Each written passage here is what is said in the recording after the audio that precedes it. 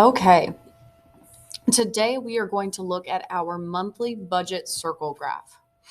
We're going to be using every single tab that we have filled out thus far to be able to help us fill in our monthly budget tab.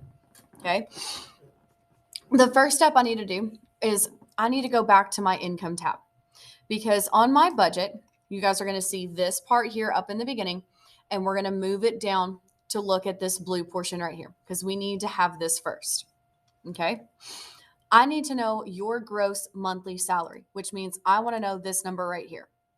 So, with me being a heart surgeon in this case, my budget was 100,000 because this number here cannot exceed 100,000. My monthly income is $8,333.33. So 833.33. Okay. If I have a spouse, I'm going to have that number here. Ooh, what is that number? I do not know. Okay, if I have a spouse, that number will show up here. I do not have a spouse. So I'm going to continue and fill in this number here. So 833.33. Okay. Ooh, what is going on? Why is that like that? I do not know. Okay. All right. My taxes. I want to know how much comes out in taxes. And I have $2,083.33 are coming out in taxes. So $2,083.33 are coming out in taxes. Okay. Well, I need to know what percent of my monthly income that is. Okay. So in order to get this number, I'm going to double click in here and I'm going to hold, well, no, not shift. Hang on. How do I do this? Oh, so we're going to double click in here. On your keyboard, I want you to click enter. So not enter, but click the equal sign. And you're going to click this divided by this. Let me see. Does that get me in the correct error? Nope, wrong way. Double click, press equal. And what is it? Oh, this, your taxes divided by your monthly, and then hit enter. There we go. All right, so this number divided by this number. And you're going to do that for every single one of these. Okay, let's go over to my rent. Well, here's my apartment. I had $6,250 to spend. It's going to be 30% of this budget, which I had $1,875 to spend.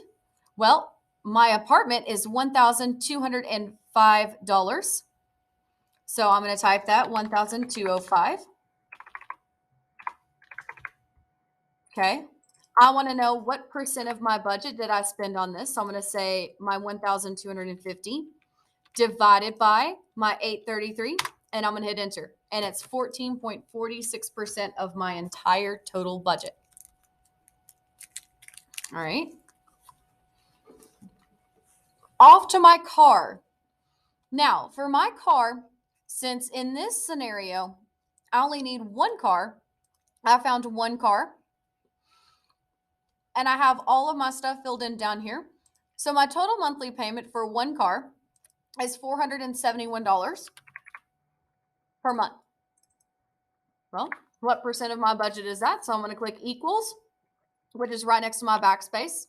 I'm going to click on this cell, use my division symbol, which if you had not figured this out, it should be your question mark symbol.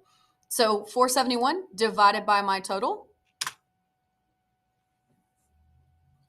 And I have almost 6% of my monthly budget on my car loan. Now, kids. I do not have any kids, but if you guys have any kids, okay, it's going to be 5% of your monthly income. So for me, I do not have any kids, so it's 0%. You guys will take this number, okay, and I'm going to tell you off to the side. 5% is equal to, oh, wow, I need to change that back to black. There we go. 5% is equal to 0.05, okay? Where to solve for this, you will multiply 0.05 by your total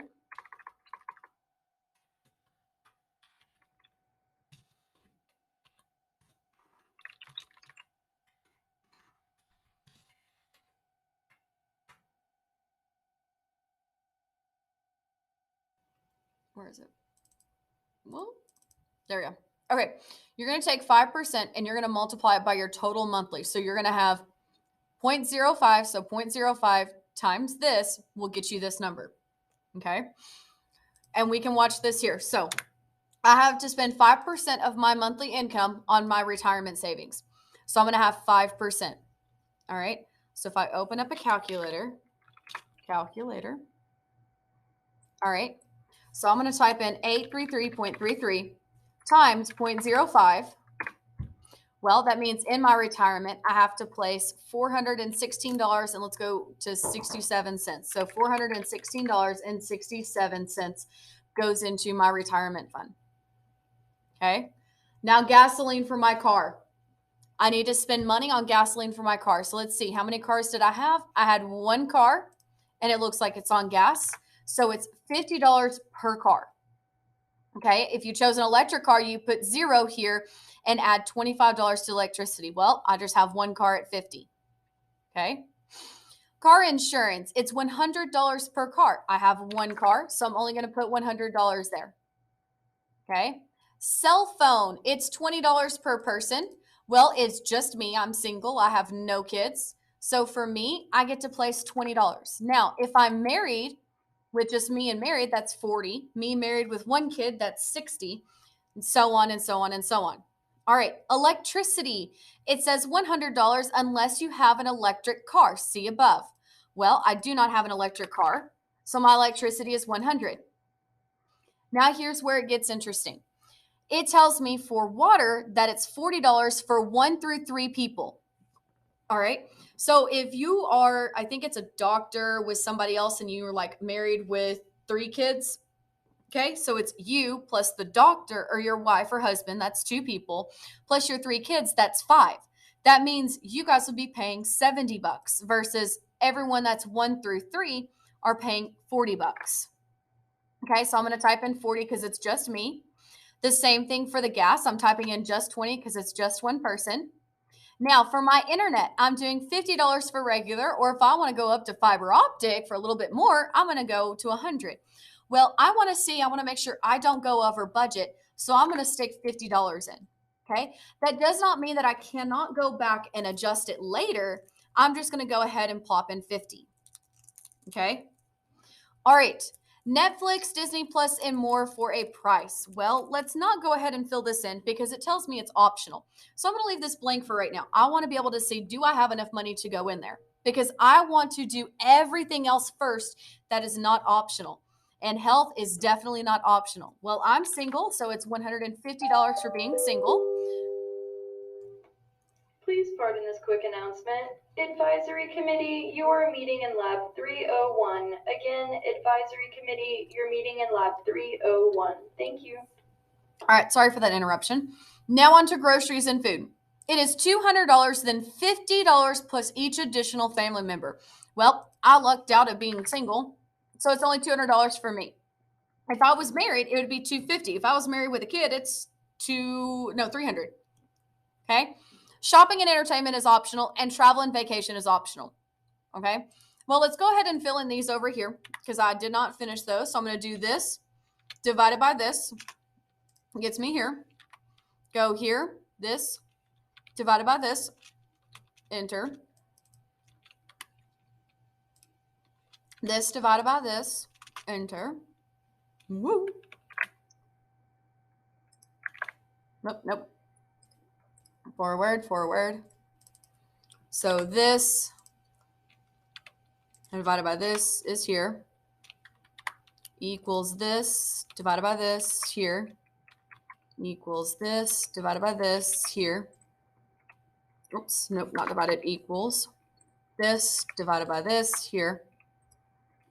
Equals this divided by this equals, and then this divided by this equals. All right. If you look up and you scroll up, you'll notice that my entire circle is being filled in. So as I fill in each of these percentages, my monthly budget circle here increases. Okay.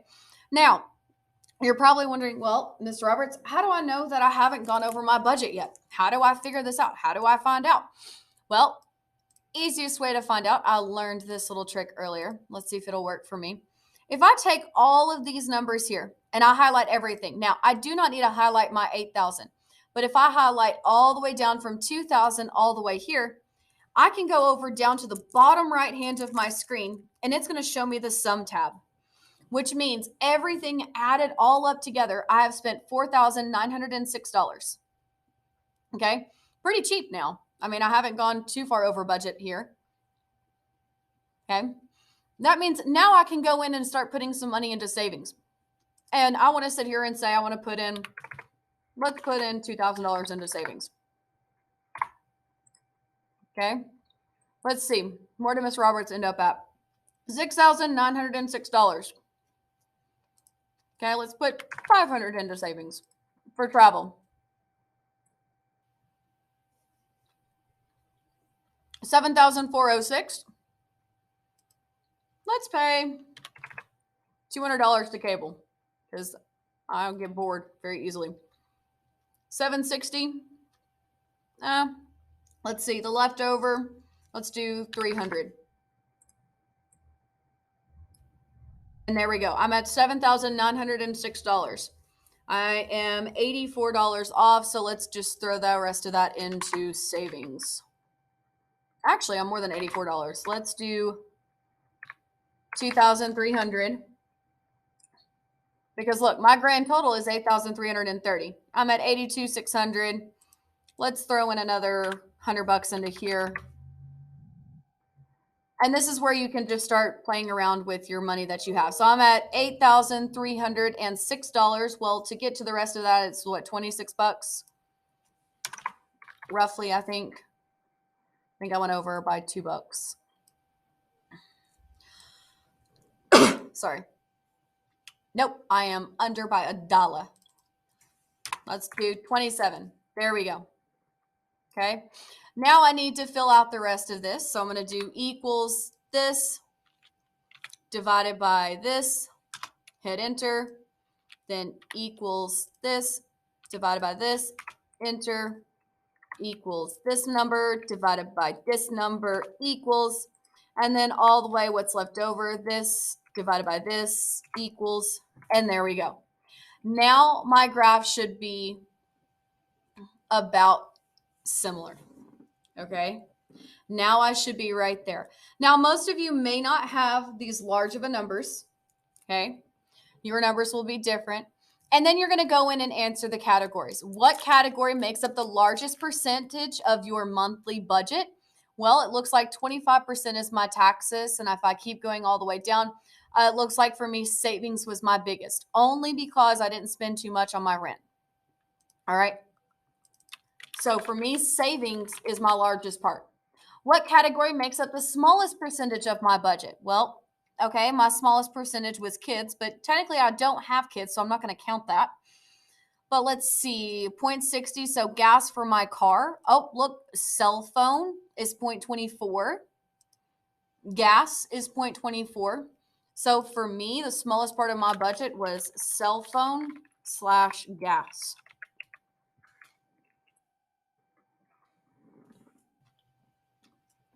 And then what is the most surprising thing about the breakdown of your monthly budget?